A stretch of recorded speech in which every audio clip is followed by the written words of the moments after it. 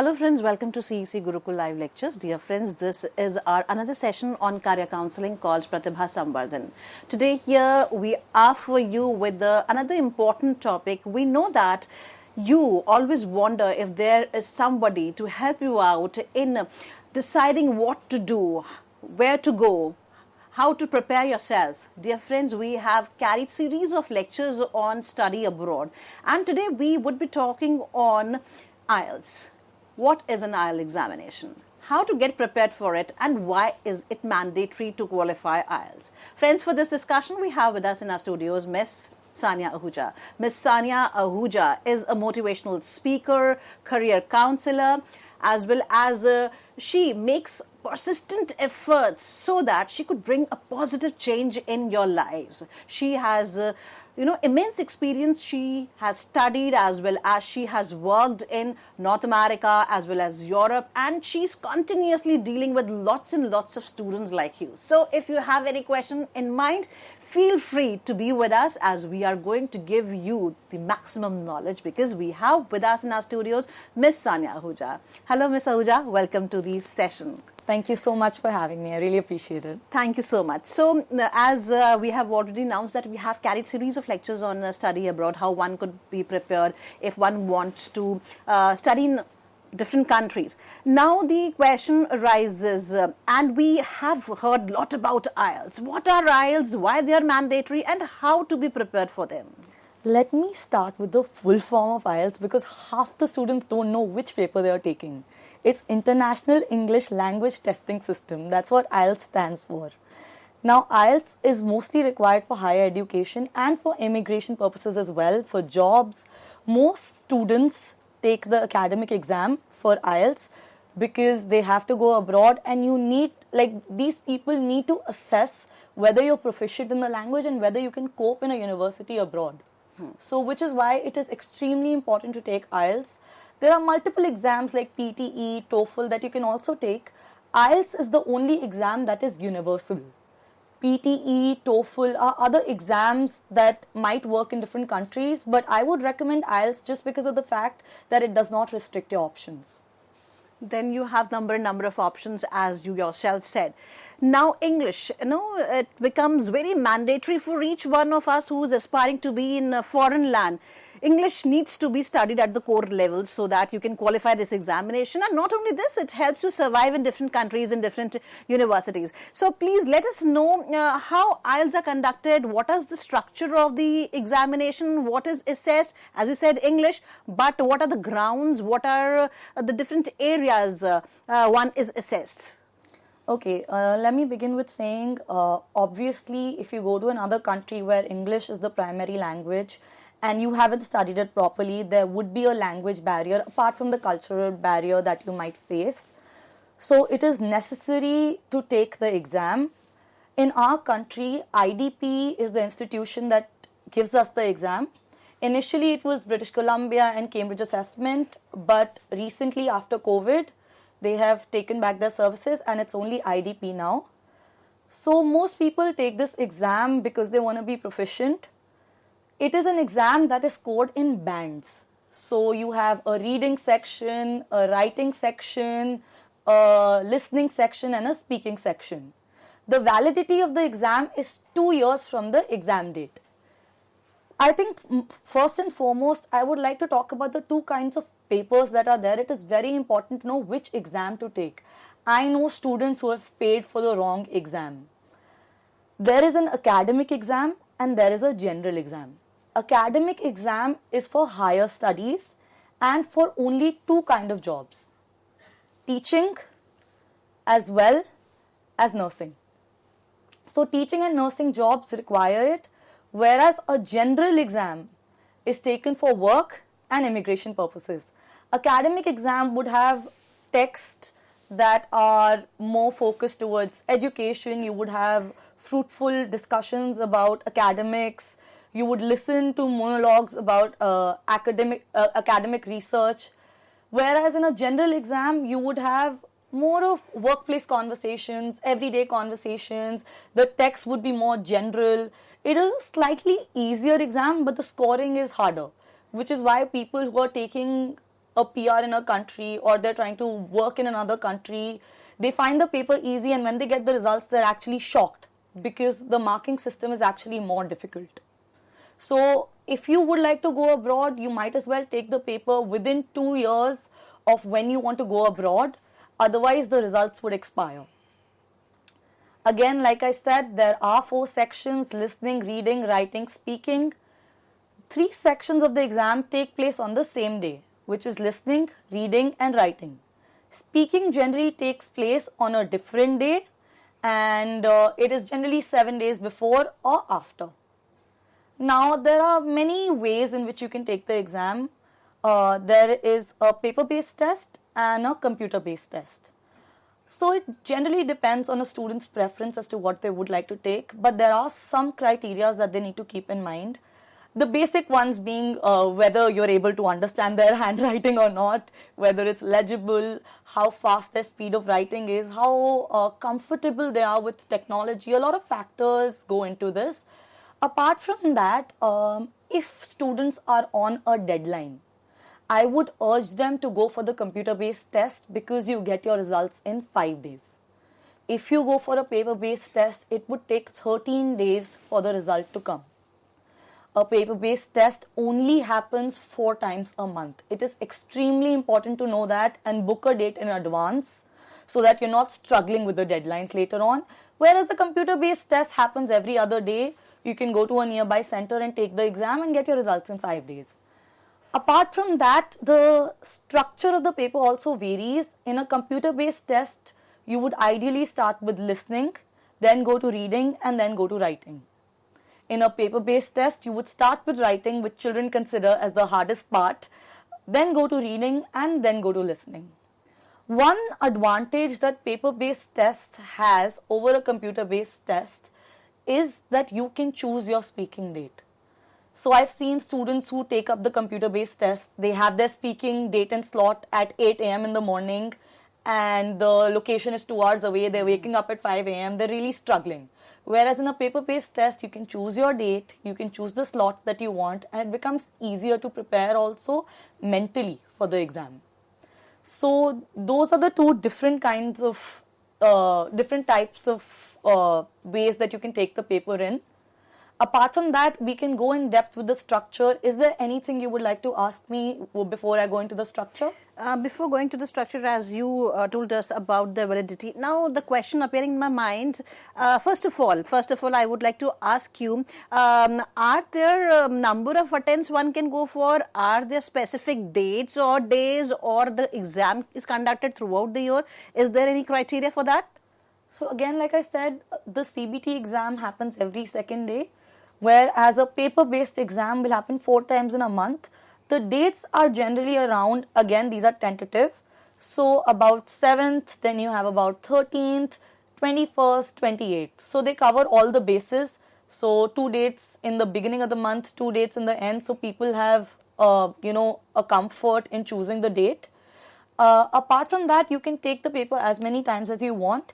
The past results would not be counted. You can send in the results that you want. You can take the paper as many times as you want. So that wouldn't be an issue. That wouldn't be an issue. But if, for example, I have taken the test, for example, 5 times, so am I free to select any of the scores, or there is any system or assessment which asks me or which provides me this flexibility? No, you can consider this score. You can send in whichever scores that you want. The previous scores would not be counted. So let's say you took the exam 5 times and the exam that you took the 3rd time, that was your highest score. Send the score for the 3rd exam. And also, as you said that, people are worried about the scores and people are worried about whether they're going to get into a university or not.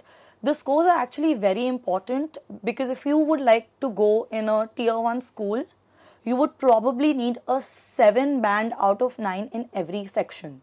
Whereas tier 2 universities or normal universities require a 6.5 minimum in every section. So that is important to note. Now, please kindly explain in detail what kind of criteria is this? Because in India we have something different, Yeah. in while we are applying. What do you mean by this in two-tier, the score you told? So how this is assessed and how one should be clarified regarding it? Let me take an example. Let's say King's College. They need a score of 7 in reading, 7 in listening, 7 in writing, and 7 in reading minimum. Whereas if you go to some colleges in Canada, they would have a minimum requirement of 6.5 in each section. Since all the bands are out of 9, like you have your CGPA out of 10, or you have like outside the grading system is out of 4. Here you have a system that is based out of 9.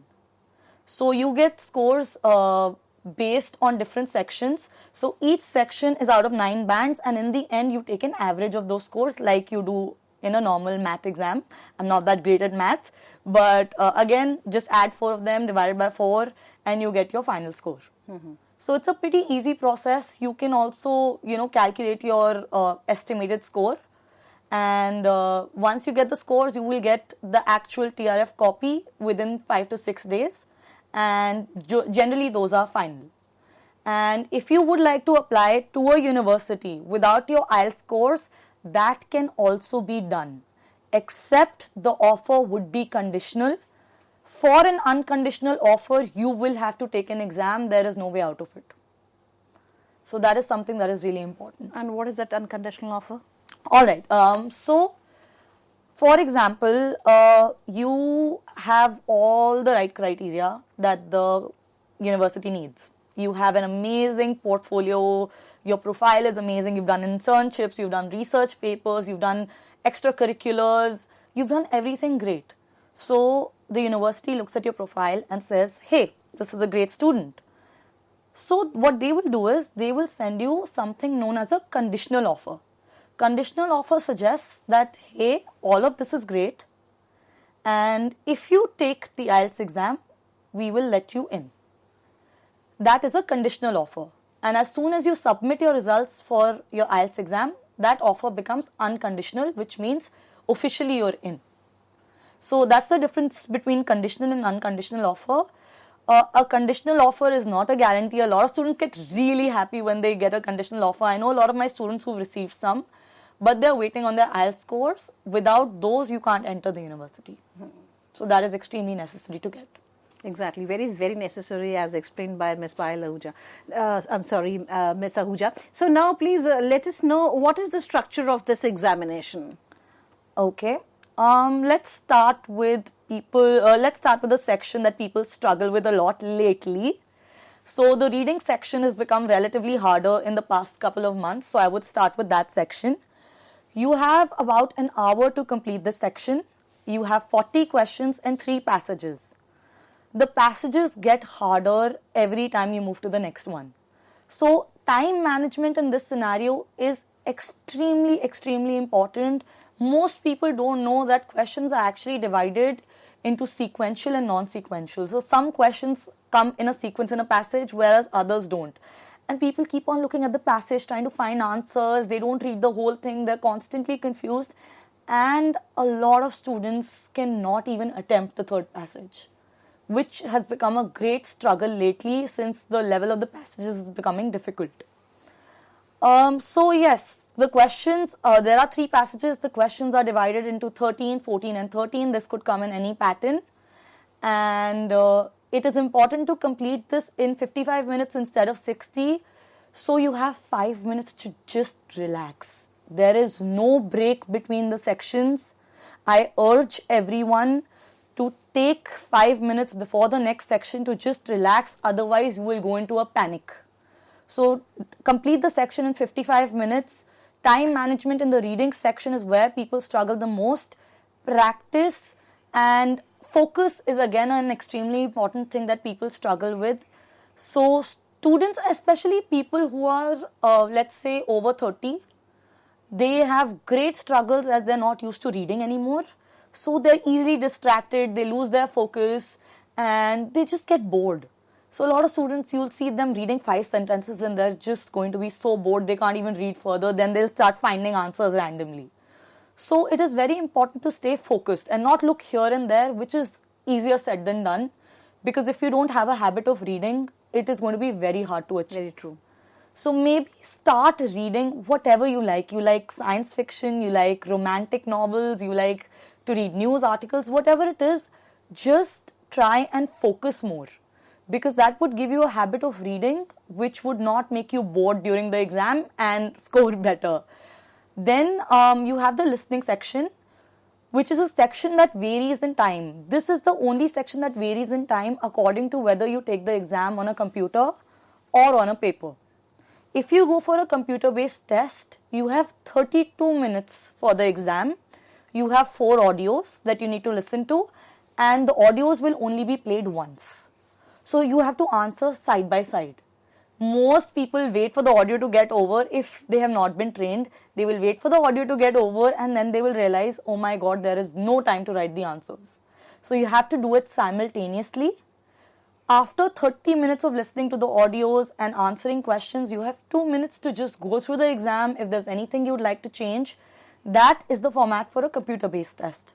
For a paper-based test, you have 30 minutes of audios like you had in a computer-based test. Then you have 10 minutes to fill the answers in the answer sheet. So they give you that leverage that you have time. You can easily sit and fill the answers. In those 10 minutes, revise if you have to. Again, focus on things like singular, plural. Focus on things where they use synonyms. Dates are very important to take note of. Sometimes they'll give you the wrong information and then give you the right information. So these are little things that they use to confuse you. Here also, distractions are very easily there. You lose yourself for 1 second, you lose 2 answers, and then you're just struggling. Speaking section, the most entertaining section. You have 11 to 14 minutes during the paper. It is generally divided into 3 parts. First, like we're having a conversation. We'll have a very basic conversation about yourself. They'll ask you about schooling. They'll ask you about what you would like to do in the future, where your hometown is, which is your favorite movie, song, like basic things about you, what you do in your free time. In the second section, which is perhaps the section people find the most difficult here, you have 1 minute to prepare. You will be given a pencil and a paper, and you will have to speak for about 1 minute to 2 minutes on a topic that is provided to you. Most topics are not that difficult. They will talk about a person you admire, or perhaps a vacation, a time you got lost, but some topics can get very technical. So a recent student of mine, which I think she took her exam 4 days ago, she got a topic that how do you have a conversation with an old person, which was an extremely specific topic to begin with. And then in part 3, you have follow-up questions on part 2. So, like, she got questions like, why are old people so adamant? Why are old people against change? What is the difference between literacy and education? So, some questions can get really hard and specific. If you would like to know more about the questions, there are websites that you can visit by contacting me on LinkedIn. These websites I'm not telling you right now. But there are websites that can actually help you out in the speaking section. Which section are we left with? Writing. So writing is a section that varies between academic and the general exam. In the general exam, you have a letter to write. In the academic exam, you have a graph given which you have to explain or report upon. Then you have an essay. This is the only section where it has 2 tasks that are divided. The 9 bands are divided. The first task being 3 bands, the second task being 6 bands. Again, the time is also divided. It is a tentative time, obviously. You have 20 minutes for the first task where you have to describe a graph and 40 minutes for the second. There are structures that you can go into. Again, if we will have time, if you would like to come to me and study more about this, I could explain this to you. we're not going to go too much in depth. I'm already overwhelming you and the rest of the audience with the information. You are overwhelming us undoubtedly, but still we are in habit of gaining maximum through our experts. Yes, there might be some protocols or prohibitions, but still we Indians have this habit of solving text papers as well as mock tests, so that it becomes easier for us to understand in detail how exams are being conducted specifically when I'm a first timer. When I'm a first timer, I'll try to gather maximum knowledge from the people around me or those who have already qualified the examinations or have attempted the examination, because we have 4 sets now, as you have cleared over here. Whether be it listening section, writing section, reading section. Now, for example, if you talk about this listening section, as you told that we have been given this 10 minutes so that we can somehow try to manage whatever we have done, or if we want to refine it. Now, do we have some alarm sort of system there where I am alarmed that you have 10 minutes left and now you can just deal with your content, or we need to go with the time management which is created by our own self? So, first of all, this makes me remember, you're not allowed to carry a watch. You are not allowed to carry water bottles. The water bottle, if you do carry, needs to be clear. Mostly they don't allow it. As far as time management is concerned, there is a clock on the wall which is going to be your only reference for time. So keep on looking at it and manage your time accordingly. They will tell you the paper is over. Now you have 10 minutes to write your answers on the answer sheet. Another thing I remember that you need to take care of, after the exam, you will get a slip that you need to carry with you when going for the next exam. So if you have LRW on one day and speaking on the other, please take that slip with you alongside your passport, which should be valid for the next 6 months. Students struggle with this. They do not look at the validity of their passports and struggle later on. You need at least a 6-month validity from when you're about to take the exam. Even if you have a valid passport right now, and if it doesn't have validity for 6 months, you won't be let into the exam. So please make sure you have your passport. You don't require a pen or a pencil or anything. You're generally given a kit with all of the things that you need. You will also get a rough sheet to make notes along with the stationery kit that you get. Use the rough sheet wisely because during the writing section, you will need to make some notes. That will also go to the exam center. They will take a look at it. It doesn't have to be neat, but they will be taking a look at the rough sheet as well. So they look at the kind of notes that you make during the writing section. Those are not analyzed, but they are observed. So that is something that the students need to take care of.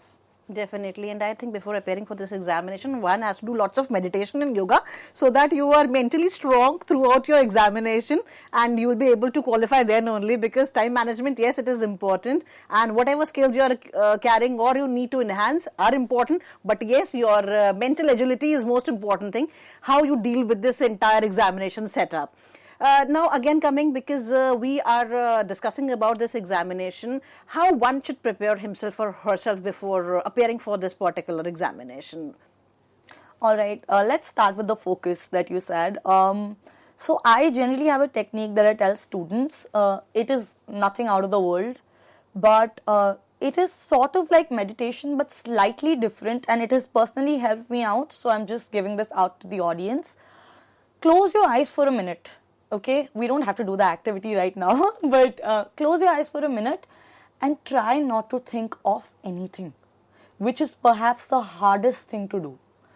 We have so many thoughts in our brain that are constantly running around that our brain is never silent. And you cannot be focused until your brain is silent. So, in order to gain focus, I would recommend maybe half an hour into waking up. You don't have to sit and literally meditate, but for that 1 minute, start with a minute and then go to 5. For that 1 minute, don't think about anything, and you have to catch yourself. Anytime your mind wavers to a place, oh my God, so I have an exam. Oh my God, I have this to do. I have to buy this. Somebody's birthday is coming up. You will have 100 thoughts running through your mind. You have to catch yourself and bring yourself back on track, and you will see through practice. each time you will struggle less and less. So you will be able to sit without a thought for a minute and a half, and then the time will increase. Soon enough, you will be able to completely give your 100% focus on something else. So focusing is extremely, extremely important. Time management is there. Vocabulary is something that students don't focus upon enough. So maybe like a month or maybe 2 weeks before the exam, they will think to themselves, hey, it's time I build a vocabulary, which is the stupidest thing you can do. They will end up using words that, they don't know how to use properly. So those words will be used, they will not sit well with the rest of the sentence, and the marks will be deducted. So if you are using a word, please make sure you know the exact meaning and the usage of that word in a sentence. Vocabulary is extremely important. You're marked upon it, but please make sure that you know how to use it. Otherwise, it is going to have a very negative impact on your exam. Apart from that, when it comes to the writing section, please revise. We think a lot quicker than we write, which is why we tend to miss on words. So revise. Complete your writing section in maybe 40-45 minutes, and then spend a couple of minutes just to revise, see where you've missed words, if there are spelling errors, whether it is in the word count. Now, another important thing is there have been instances where the computer is showing a wrong word count. Students who are taking the CBT exam, your first job should be take a look at the word count, how if they're counting the blank spaces as well, because you will have to adjust the text accordingly. So there is a lot more to learn from you, not only for this examination, but I believe that the suggestions given by you would definitely help the students who are appearing for the different examinations also. So the rule of the life is one need to learn each and everything. You never know, that particular suggestion helps you out in future and at any point of time. So friends, we would be discussing more how to prepare yourself for the IELTS examination, and we would like to have your suggestions too. Keep watching us, keep writing us. Thank you so much.